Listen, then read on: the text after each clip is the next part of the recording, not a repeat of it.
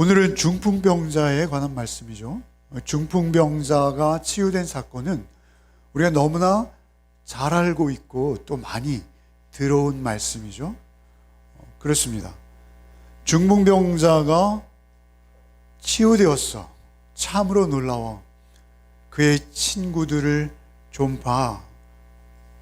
그 이타심과 그 우정을 우리가 본받아야 하지 않을까? 우리가 그렇게 우리의 주변에 소외된 이들을 주님 앞으로 인도하는데 우리가 충성해야 해. 이렇게 우리가 이 중풍병자의 말씀을 통해서 사실 은혜를 받아왔다라고 할 수 있을 거예요.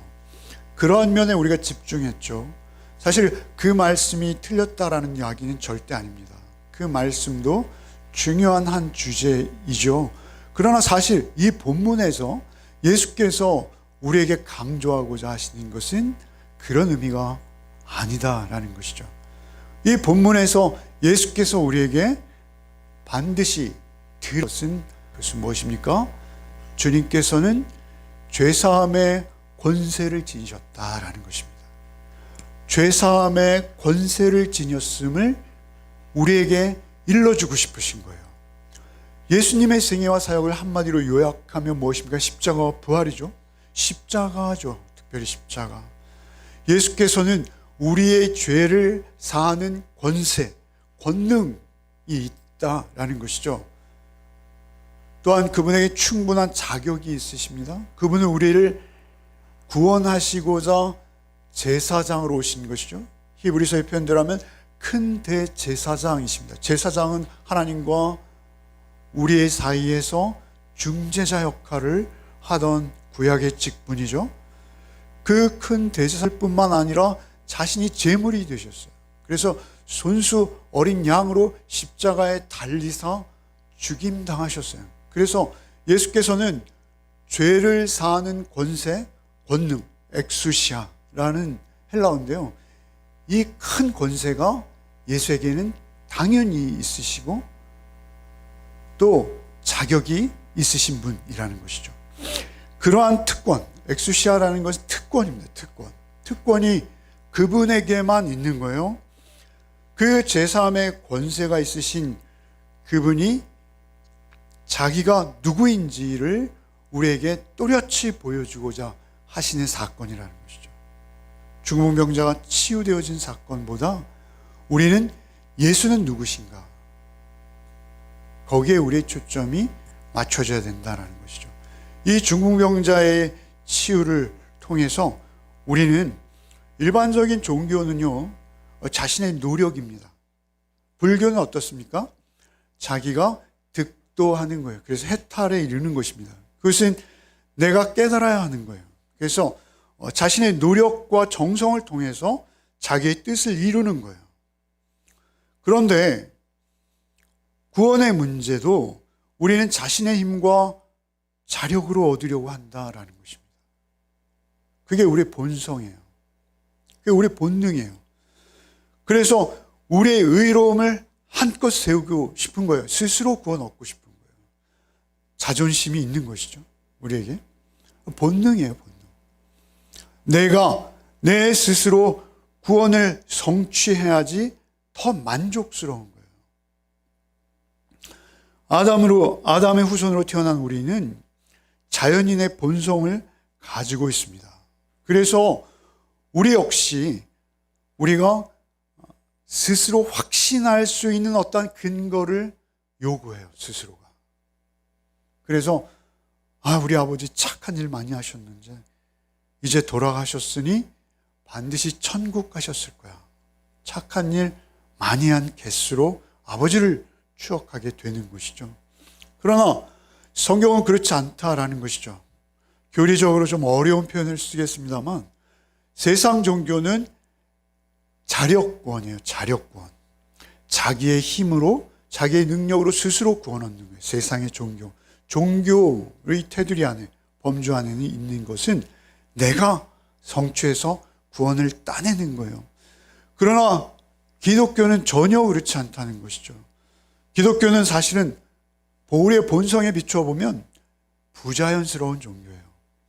기독교는 내 자존심이 꺾이는 종교예요. 기독교는 어떤 절대자를 믿는 거예요. 우리가 일반적으로 신이라 부르는 그 유일하신 하나님, 나를 창조하신 그분께서 그분의 힘과 능력으로 전적으로 그분의 권능으로 나를 구원해 내주셔야 하는 거예요. 나를 구원해 내주시지 않으면 나는 구원받을 길이 없는 거예요.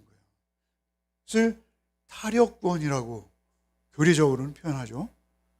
그러니까 내가 내 구원에 관여할 수 있는 것은 전혀 없어요. 아니, 손톱만큼도 없어요. 전적으로 하나님의 의지, 하나님의 능력으로 우리가 구원받을 수 있다는 것이죠. 여러분, 죄의 성격을 우리가 볼 필요가 있어요. 죄는요, 우리가 일반적으로 타인에게 못할 짓을 하는 것을 죄라고 여길 수 있으나 사실 그것은 그 행위 자체의 문제가 아니라 우리가 항상 성경적으로 볼 때 무엇이죠? 내가 하나님을 떠난 거예요. 우리의 모든 죄는요, 하나님 앞에서 계산돼야 되는 것들이에요. 그러니까 내 죄의 책임은 어디 있느냐? 그것은 내가 하나님을 인정하지 아니하고 하나님을 떠나 있음으로 인해서 자연 발생적으로 그냥 자연 상태에서 흘러나오는 것들, 그 모든 것들이 죄의 덩어리일 수밖에 없다는 것이죠. 그것이 기독교인 것이죠. 그런데 그 유대교가 구약에서도 분명히 구원은 하나님의 은혜이죠. 번제를 드리고 화목제를 드리고 물론 죄를 드립니다만 그 짐승들의 피를 받으시고 엉뚱한 거잖아요. 그리고 은혜로 우리를 다시 회복시키시는 것도 구약의 은혜인 것입니다. 그런데 놀라운 것은 유대교가 세상 종교들로 따라가고 있었다는 거예요. 예수님이 오셨을 당시 그들은 세상의 그 종교의 거대한 물결에 떠내려가고 있는 거예요. 그리고 자력구원을 더 끔찍히 여기고 있는 거예요. 자기의 의를 세우고요. 오히려 남을 정죄하고요. 그러면서 마치 자신의 구원만 특별한 것처럼 여기며 그렇게 유대교가 길을 잃고 헤매이고 있었다라는 것이죠. 그럴 때 예수께서 오셔서 그 잘못된 것을 지적하기 시작하신 거예요. 그 잘못된 것을 지적하시고 그들을 돌려내시려 하시는 것이죠. 이 중풍병자의 치유 사건을 통해서 우리가 깨달아야 할 것은 우리는 스스로를 구원해낼 수 없는 자라는 것입니다. 중풍병자가 침상에서 자신의 몸을 일으킬 수 없는 것처럼 우리도 구원에 이르기 위해서 우리가 할 수 있는 노력이 없다. 그러나 주께서 그를 일으키신다. 그를 구원해내신다. 라는 것이죠. 그러한 관점을 가지고 우리가 오늘 본문을 한 절씩 좀 묵상해 보겠습니다. 1절과 2절을 읽어봅시다. 읽겠습니다. 예수께서 배에 오르사 건너가 본 동네에 이르시니 침상에 누운 중풍병자를 사람들이 데리고 오늘 예수께서 그들의 믿음을 보시고 중풍병자에게 이르되 작은 자여 안심하라 내 죄사함을 받았느니라. 침상에 누운 중풍병자를 사람들이 데리고 왔어요. 이 사건은 마태, 마가, 누가의 공이 기록되었어요. 사실은 마태복음이 가장 짧아요, 본문이. 그럼에도 제가 이 말씀을 택한 이유는 전후 문맥에서 중요하기 때문에 그렇습니다.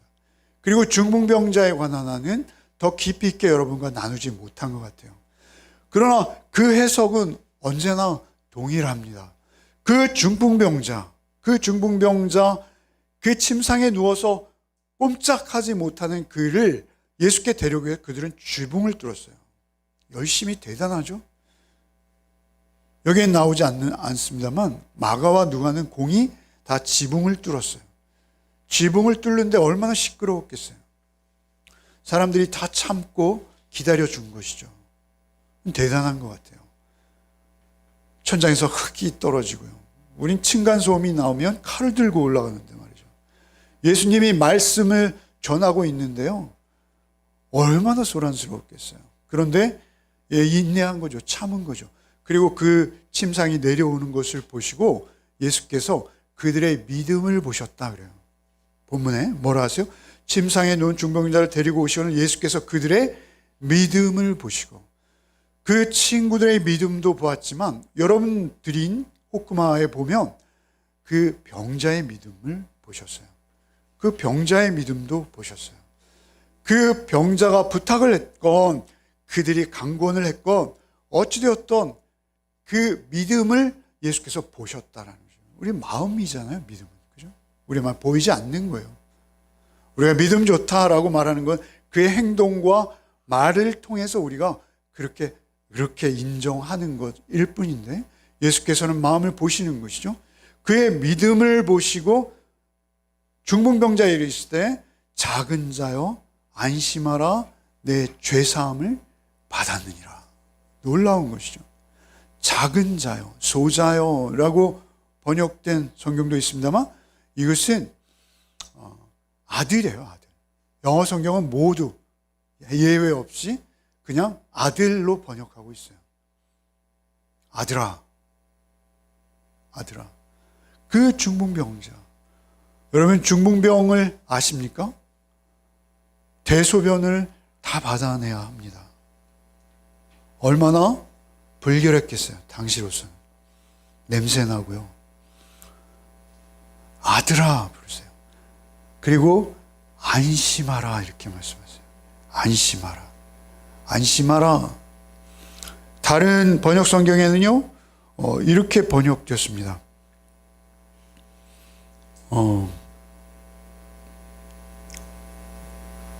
안심하라 라는 것은 마음 놓아라, 근심하지 말라, 이렇게 번역되었어요. 그 믿음을 보시고 안심하라 라고 말씀하시고 바로 죄사함을 받았느니라, 뜻밖의 말씀이죠. 중풍병자는 예수님의 치유하는 능력을 보고 치유를 위해서 왔어요. 치유받는 게 목적입니다.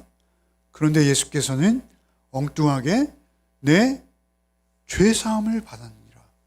그는 무엇인지 모르지만 굉장히 불안해하고 있었어요. 불안해하고 있었어요. 마음이 떨리고 있었다는 것이죠. 그런데 예수께서 그를 보시고 안심하라, 용기를 내어라. 용기를 내어라요. 이 헬라어의 원어가. 영어 성경에는 take heart 이렇게 번역했어요. 명령문이죠. 마음을 붙들어. take courage, 용기를 붙들어, 이렇게 번역하고 있거든요, 영어 성경은요. 그러니까 용기를 내, 마음을 회복해, 이렇게 말씀을. 용기가 없는 거예요. 불안한 거예요. 왜 그랬을까요?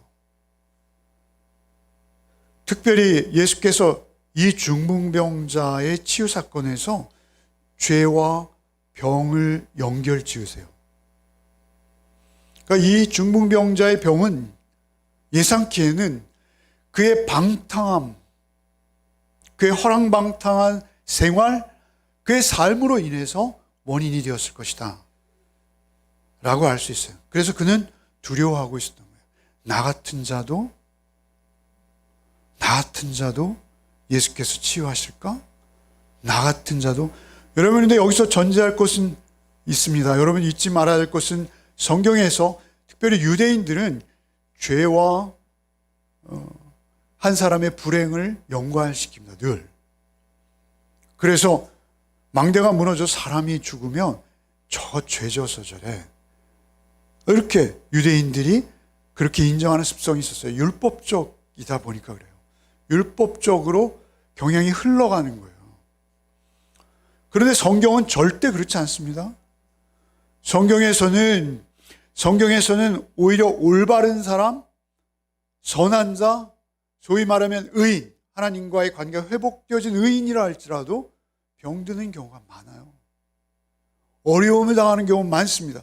심지어는 순교, 죽임을 당합니다. 남의 손에.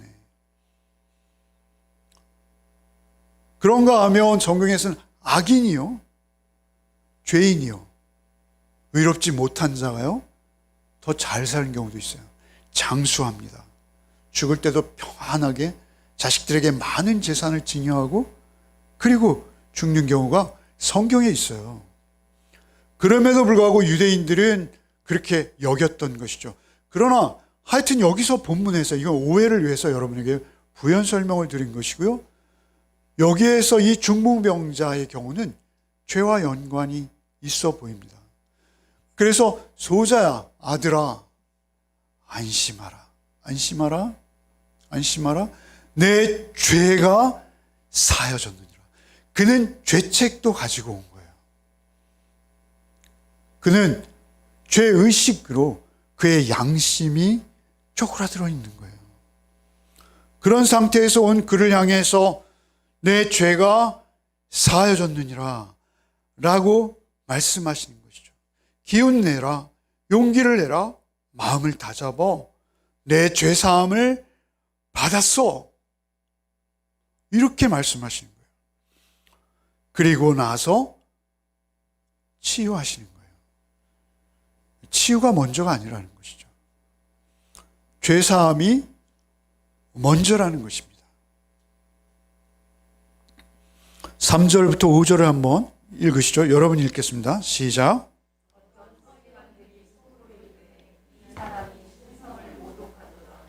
예수께서 그 생각을 아시고 이르시되 너희가 어찌하여 마음에 악한 생각을 하느냐. 내 죄사함을 받았느니라 하는 말과 일어나 걸어가라 하는 말 중에 어느 것이 쉽겠느냐. 예. 여기서 서기관들이 속으로 이르되 이 사람이 신성을 모독하도다. 이렇게 말하는 거죠. 여기서 우리에게 있어서 서기관이라는 직업군을 좀 알 필요가 있어요. 서기관이라는 직업군은 뭐 하는 거냐면요, 성경을 필사하는 거예요. 그때는 인쇄가 없었어요. 그러니까 성경은 모두 필사해야 되는 것이죠.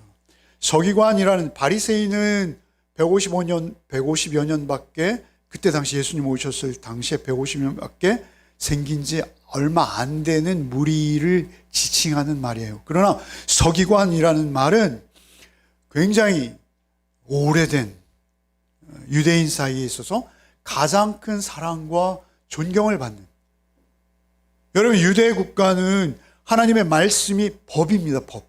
그죠? 율법이에요. 요즘 말로 하면 판사나 검사나 변호사에 해당하는 그러한 직군이라고 볼 수 있어요. 그 서기관들이 즉시 예수께서 내 죄사함을 받았니라는 말씀의 선포를 듣자 속으로 이르되 이 사람이 신성을 모독하였도다. 그런데 이스라엘에서 가장 무서운 죄는, 끔찍한 죄는, 요즘 우리에게 끔찍한 죄는 뭐죠? 살인이죠, 살인. 그죠? 그런데 그 당시 그들에게는 살인보다 더 끔찍한 죄가 있었으니 그것은 무엇입니까?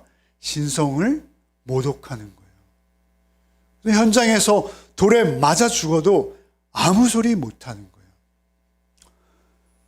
그래서 서기관들은 속으로, 야, 죄사함의 권세는 하나님께만 있는 것인데 네가 하나님을 참칭해?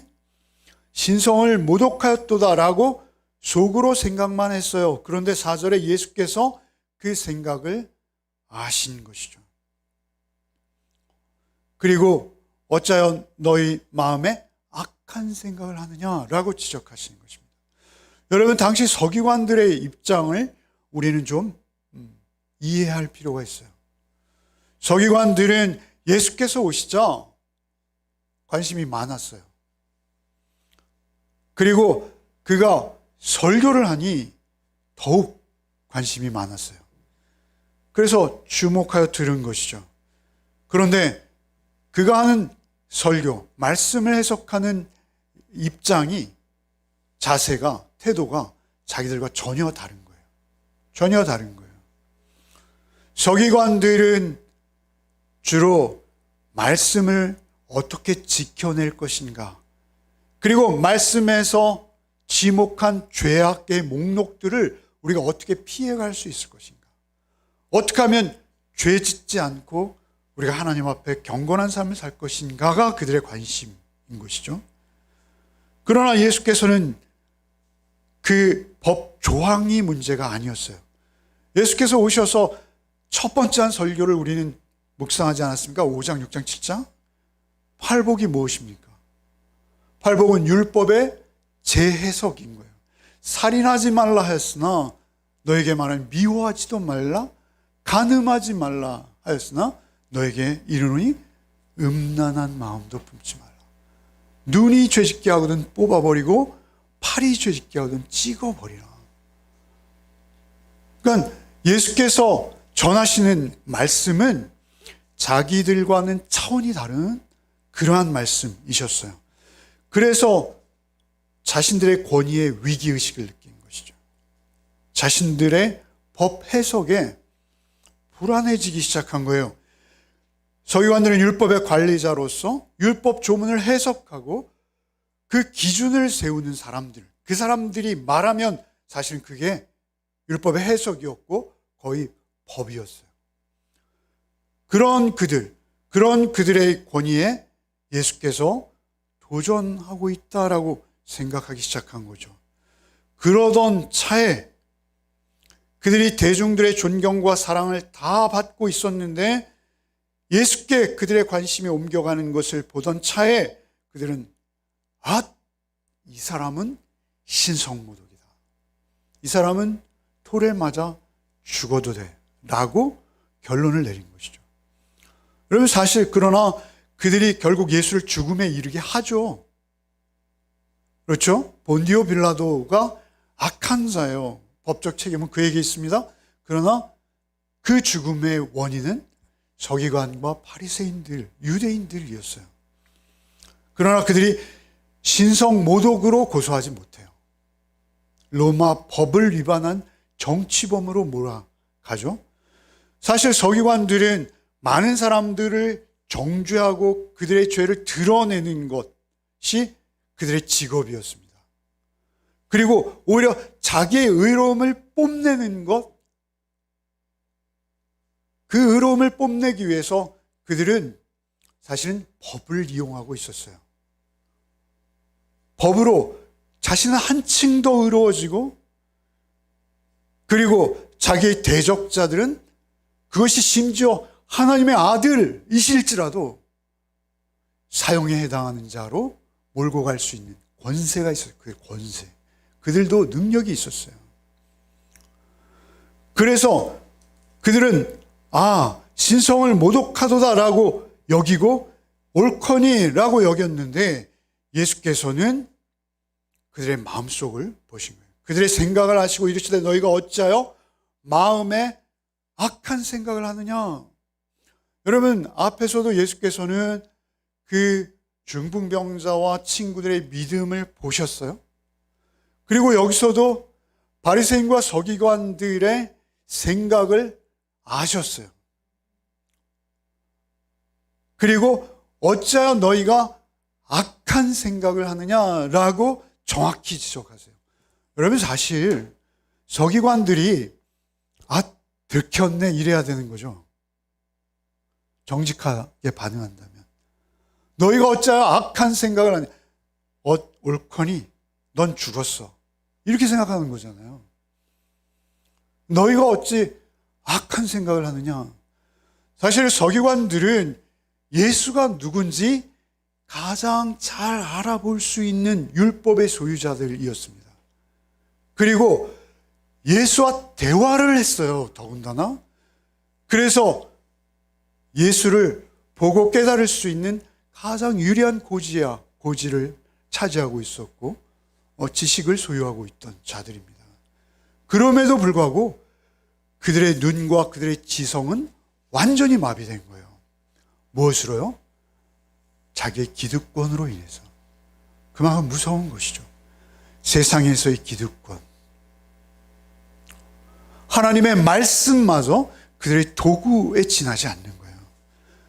그래서 그들은 예수님을 올가매려고 어떻게 하든 하는 그러한 입장으로 계속 나가는 것이죠. 자기들이 마음을 들켜버린 그때 그들은 깨달았어야 되는 거예요. 아, 저분이 예수구나. 예수구나. 예수는 뭐죠? 구원자. 마태복음 1장 21절에 뭐라 하셨죠? 한번 읽어보시죠. 아들 낳으리니 이름을 예수라 하라. 백성을 그들의 죄에서 구원할 자. 예수라는 이름은 우리의 죄로부터 구원해내는, 성경의 가장 큰 주제는 하나예요. 나머지 주제는 여러분 별 관심 없어도 돼요. 우리의 주제는 뭐예요? 우리의 예수 믿는 이유가 무엇입니까? 우리 예수를 의지하는 이유가 무엇입니까? 우리가 구원받기 위해서요. 무엇으로부터의 구원입니까? 죄로부터의 구원인 거예요. 여러분, 그것을 예수께서 여기서 선언하시는 것이죠. 여기서 마태복음을 읽던 당시의 독자들을 한번 생각해 보세요. 마태복음을 읽어 내려가던 그들은 아, 십자가가 그것이었구나. 십자가일 수밖에 없었구나. 그리고 부활하신 예수, 그 예수를 그들이 떠올릴 수밖에 없는 것이죠. 아, 그분이 그래서 돌아가신 거예요. 5절을 읽어봅시다. 내 죄사함을 받았느니라 하는 말과 일어나 걸어가라는 말 중에 어느 것이 쉽겠느냐. 서기관과 바리새인들을 향해서 예수께서 말씀하시는 거예요. 어느 게 쉽겠니? 일어나 걸어 라는 말과 내 죄사함을 받았느니라. 그럼 어느 게 쉬울 것 같아요? 예수께서, 그렇죠, 여러분의 입장에서는 일어나 걸어라가 쉬운 거죠. 그렇죠. 그런데 그때 당시에 현장에 있었던 사람들에게 있어서는 내 죄사함을 받았느니라가 더 쉬워 보일 수 있었어요. 왜 그렇습니까? 눈에 보이지 않기 때문에 그렇습니다. 그래서 예수께서 지금까지는 어떻게 말씀하셨어요? 내 죄사함을, 소자야 안심하라, 내 죄사함을 받았느니라. 너무 쉬워 보이는 거예요. 너무 쉬워 보이는 거예요. 아무나 할 수 있는 것 같아요. 그러나 내 침상을 들고 일어나 내 집으로 가라. 이건 굉장히 어려운 일이죠. 어떻게 그런 일이 있을 수가 있어요? 동네 모든 사람들이 다 아는 오래된 중풍병자가 일어나서 침상을 들고 자기 집으로 간다? 상상할 수 없는 어려운 일이죠. 그런데 예수께서 그들에게 이렇게 반문하시는 이유는 무엇일까요? 나는 그 어려운 일을 하러 온 것이야.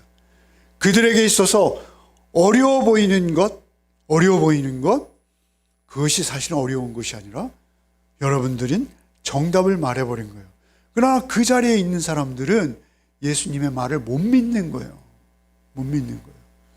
내 죄를 사였노라 라는 말씀. 완료예요, 완료. 소자야 안심하라, 내 죄가 사해졌느니라. 헬라어의 형태는 현재예요. 그래서 진행의 의미가 있는 듯 하지만, 그래서 그의 죄가 계속 사하여지는 그러한 진행의 의미가 있는 듯 하지만 이 뉘앙스는 그렇지 않아요. 이것은 모든 한글 번역 성경엔 과거형, 완료형으로 해석하고 있어요. 완료의 의미가 있다는 거예요. 내 죄사함을 받았느니라. 끝난 거예요. 종결된 거예요. 그리고 앞으로도 그의 모든 죄는 예수 안에서 대속의 은혜가 계속 흐른다라는 것이죠. 현재형이면서 완료의 의미를 지니는 거예요. 그렇게 내 죄사함을 받았느니라 라고 말씀하시면서 일어나 걸어가라 하는 말 중에 어느 것이 쉽겠느냐라고 그들에게 확인하시는 거예요. 어느 게 쉽겠니? 이제 봐. 내가 사실은 더 어려운 말을 한 거야. 너희들은 내가 한 말이 쉬워 보이지. 그러나 그게 아니란다 라고 말씀하시는 거예요. 6절부터 7절, 8절까지 읽어보겠습니다. 그러나 인자가 세상에서 죄를 사는 권능이 있는 줄을 너희로 알게 하려 하노라 하시고 중풍병자에게 말씀하시되 일어나 내 침상을 가지고 집으로 가라 하시니 그가 일어나 집으로 돌아오늘 무리가 보고 두려워하여 이런 권능을 사람에게 주신 하나님께 영광을 돌리니라. 그러니까 인자가 세상에 죄를 사는 권능이 있는 줄 너희로 알게 하려고 내가 다음 명령을 하는 거야? 이렇게 말씀하시는 거예요. 일어나 내 침상을 들고 내 집으로 가 라는 말은 어려운 거예요, 그들에게 보기에는. 그러나 사실은 그 전에 선지자들도 다 했던 말들이고요, 선지자들도 죽은 자를 심지어 살리는 경우도 있었지 않습니까? 그럼에도 불구하고 그들은 중풍병자가 침상을 들고 가는 것이 더 어려워 보였던 것이죠. 그 어려워 보였던 것을 예수께서 지금 하시면서 사실은 말이다, 내 죄사함 받는 것이 가장 어려운 것이요, 나는 이 일을 이루려 왔고 내가 너에게 그 일을 이루었노라 라고 선포하시는 거예요. 그 은혜가 우리에게 큰 은혜인 거예요. 그 은혜가 우리의 모든 은혜의 우선인 거예요. 인자.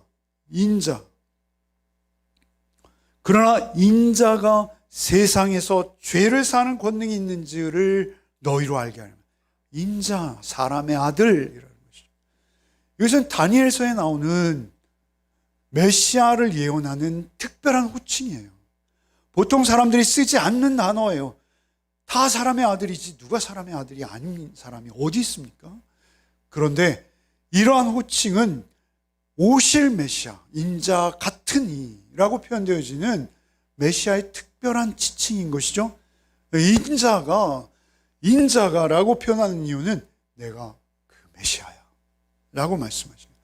인자가 죄사함의 권능이 있는 줄을 너희로 알게 하려 함이노라. 일어나 침상을 들고 내 집으로 가라 라고 말씀하십니다. 여러분, 이것은 그 중풍병자에게는 엄청난 일이었죠. 일어나서 침상을 들고 집으로 간다라는 것이 말이죠, 여러분, 그 중풍병자에게 가족들은 항상 자기가 섬김을 받는 주체였어요. 대소변도 다 봐주죠. 그러죠? 그런데 이제 가족들에게 침상을 들고 자기 발로 걷게 되었어요. 그 집으로 가게 된 거예요. 그 사랑하는 가족들에게 돌아가게 된 거예요.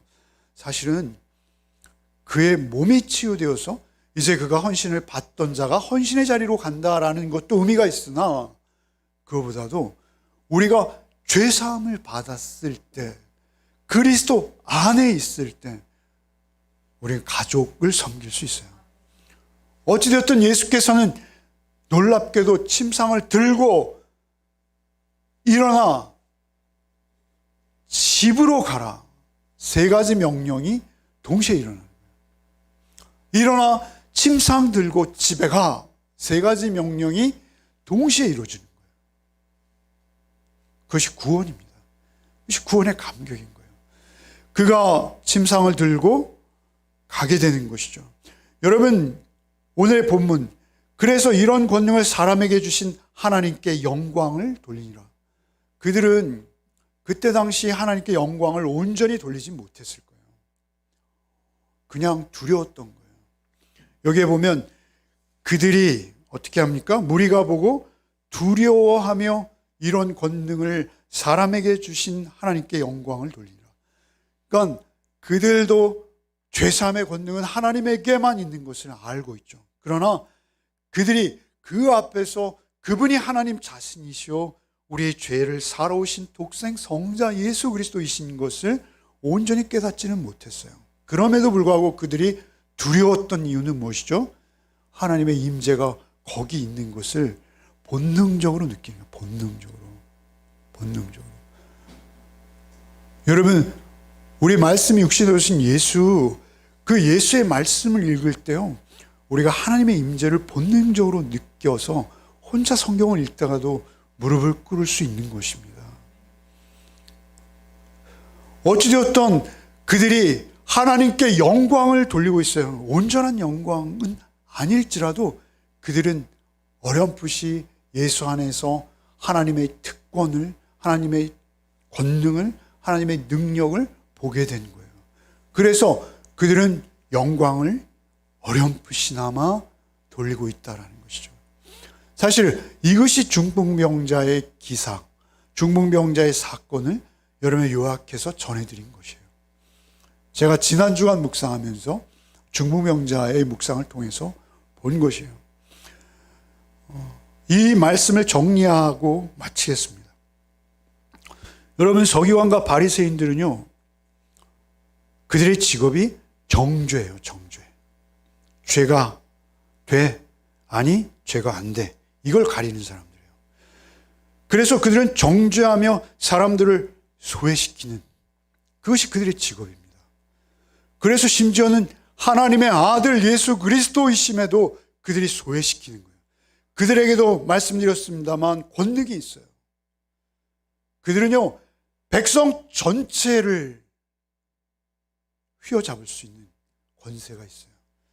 그래서 그렇게 놀라던 무리들이 갑자기 저자를 십자가에 못 박으라 라고 소리치게 할 정도의 배경을 가진 사람들이에요. 서기관들은 우스운 사람들이 아니에요. 우리가 여기서 보기에 우스워 보이죠. 그러나 예수께서는 그들과 정반대의 자리로 오신 거예요. 예수께서는 정죄하는 것이 아니라 세상 모두가 할 수 있는 죄인, 세리, 문둥병자, 그들에게 있어 문둥병은 하나님의 저주였거든요. 문둥병자, 여러분, 몸을 파는 여인들, 그러한 자들의 친구를 자청하셨어요. 그리고 그들과 한 상에 앉으셔서 떡을 떼셨어요. 유대인들이라면 상상할 수 없는 일.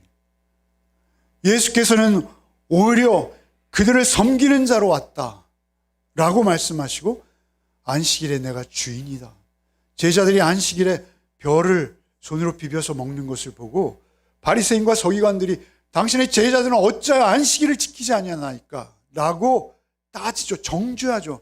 그래서 예수께서는 내가 안식일의 주인이다, 내가 그 율법의 주인이다 라고 말씀하시죠. 그러면서 뭐라 하십니까? 안식일에 선을 행하는 것과 악을 행하는 것, 생명을 구하는 것과 생명을 죽이는 것, 어느 것이 옳으냐. 안식일에 일부러 그들이 보는 앞에서 한편 손 마른 자의 손을 안식일에 고치세요. 하필이면 안식일의 진정한 의미를 그들에게 전해주고 싶었던 거예요. 그들에게 안식이 무엇인지를 보여주고자 하신 거예요. 율법으로 권세를 부리는, 그래서 율법의 정신은 까맣게 잊어버린, 여러분, 그 율법 서기관과 바리새인들에게 구약을 한마디로 정리하면 무엇이냐라고 예수께서 묻죠. 그리고 율법이 놀라운 것은요, 그 율법사와 서기관들이요, 예수께 구약은 무엇입니까? 라고 물을 때 하나님 사랑, 이웃 사랑이라 예수께서 말씀하시죠. 그렇지만 예수께서도 그들에게 물을 때 그들도 하나님의 말씀은 하나님 사랑, 이웃 사랑입니다 라고 한 문장으로 깔끔하게 정리해요. 사실 이것이 성경, 우리 모든 법이 있잖아요. 뭐 민법이 있고 형법이 있고 뭐 상법이 있고 뭐 저는 모르겠습니다만 많은 법들이 있잖아요. 형사소송법이 있고 뭐 많잖아요. 그런 모든 법의 법 중에 법이 무엇입니까? 헌법이잖아요. 그렇듯이 성경의 모든 법 중에 법은 무엇입니까? 하나님 사랑, 이웃 사랑, 법 정신인 거예요. 모든 율법의 뿌리는 뭐예요? 하나님 사랑, 이웃 사랑. 그것은 서기관과 바리새인들도 인정했고 예수께서도 그렇게 요약하셨던 바가 있어요. 그런데 그 법 정신은 그들에게 전혀 없는 거죠. 전혀 없는 거죠. 오직 그 율법으로 그들은 정죄하고, 그리고 자신의 의로움을 한껏 과시하며 그것을 세우는 데만 혈안이 되어 있어서 율법을, 정작 율법의 조항조차도 정반대로 거스르며 자신만 모르는 거예요. 저주입니다. 그보다 큰 저주는 없는 것이죠.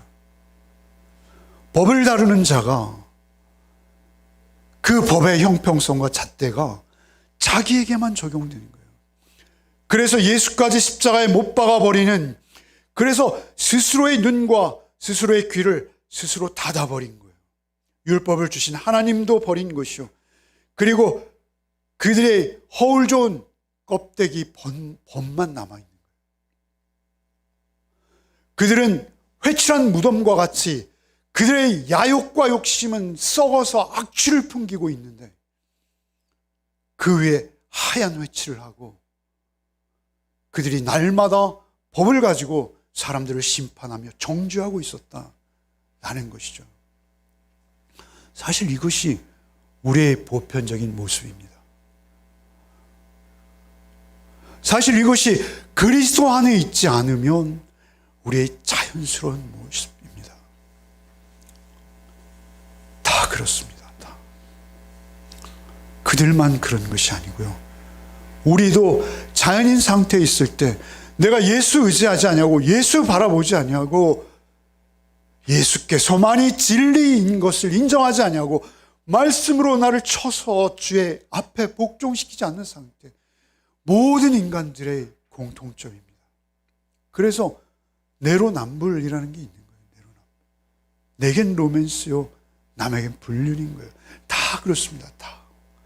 다 그렇게 법 해석과 적용에 있어서 우리의 모습이에요. 그래서 예수께서는 이제 새로운 법을 세우러 오신 거예요. 새로운 법, 그것이 무엇입니까? 그리스도의 법인 것입니다. 그리스도의 법. 그것이 무엇입니까? 사랑의 법인 거예요. 우리는 그리스도의 법, 사랑의 법으로 새로워진 거예요. 거듭난 거예요. 그래서 우리는 이제는 세상의 법이 아니라, 나의 안에 자연스럽게 나오는 법이 아니라 하나님의 법, 그리스도의 법, 그 법을 따라 살기로 결단한 자들이에요. 그래서 우리는 그리스도 안에 있는 거예요. 그리스도 안에. 그러면 로마서 8장 1절로 2절을 한번 읽어봅시다. 같이 읽겠습니다.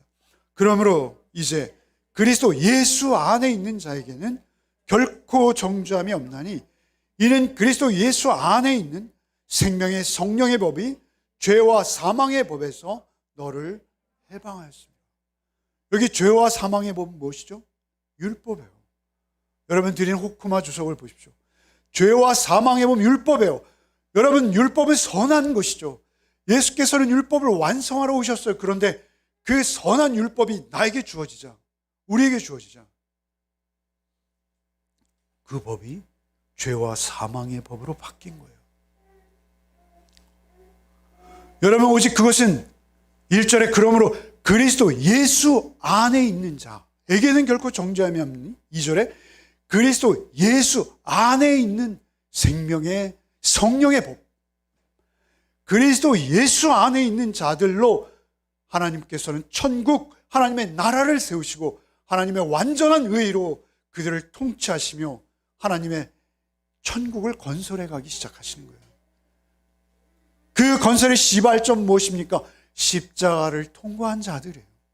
십자가를 통과한 자들, 그 죄사함의 권세가 있는 예수의 권능을, 엑수시아를 믿고 의뢰하는 자들, 그것만이 구원임을 인정하고 자기의 모든 자존심을 내려놓고 주님 앞에 무릎 꿇은 자들, 그들을 통해서 예수께서는 하나님의 말씀을 생명의 성령의 법으로 삼아주신 거예요.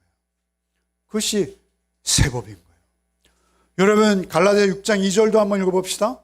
너희 짐을 서로 지라 그리하여 그리스도의 법을 성취하라. 그리스도의 법이 새로워진 거예요.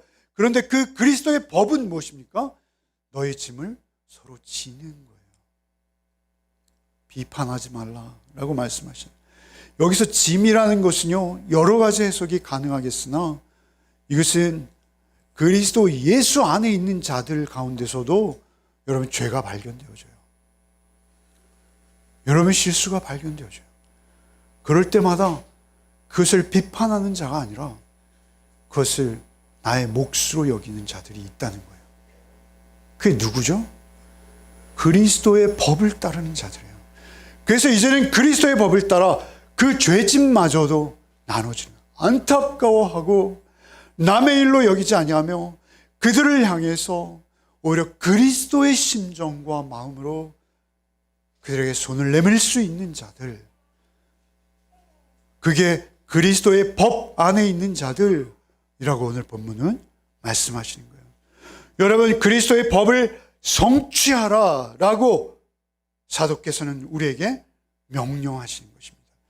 너희 이웃에게 죄책이 발견되어질 때, 너희 이웃이 시험과 좌절로 인해서 유혹과 억압의 세력으로부터 고통받고 있을 때 그것을 남의 일처럼 여기지 말고 너희가 그리스도 예수 안에 십자가를 지내온 자이며 동시에 너희가 구원받은 자임을 안다면 너희의 손을 내밀어 같이 그 짐을 지어야 하지 않겠니? 그것이 그리스도의 법이다 라고 말씀하십니다. 여러분, 이런 관계가 있습니까? 여러분, 이런 마음이 여러분에게 있으십니까? 여러분, 그러면 율법의 조항이 무서워서 죄인 되지 않게 벌벌 떨며 율법을 지키는 자와는 분명히 다른 선함이, 아름다움이, 향기가 여러분의 삶 속에 있을 것입니다. 여러분, 우리가 캐톨릭을 행위구원이라고 손가락질하죠.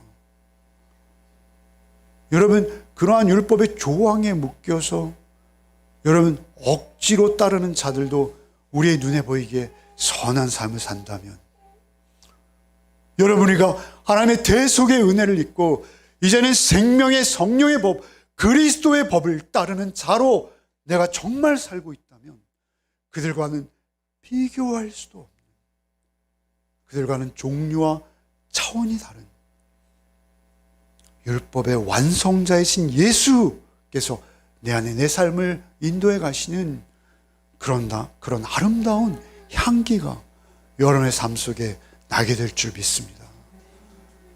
여러분이 그리스도의 편지가 되어지고 여러분이 어디에 있든 무엇을 하든 하나님의 영광이 여러분의 삶을 통해 증거되어지고 드러나는 복된 또 한 주가 되어주시기를 바랍니다. 주님, 오직 우리 주 예수 그리스도께서 우리의 모든 죄를 사하사 우리에게 새 생명 주시고 이제는 생명의 성령의 법을 따라 그리스도의 법을 따라 살게 하심을 믿습니다. 주님, 얼마나 감사한지요.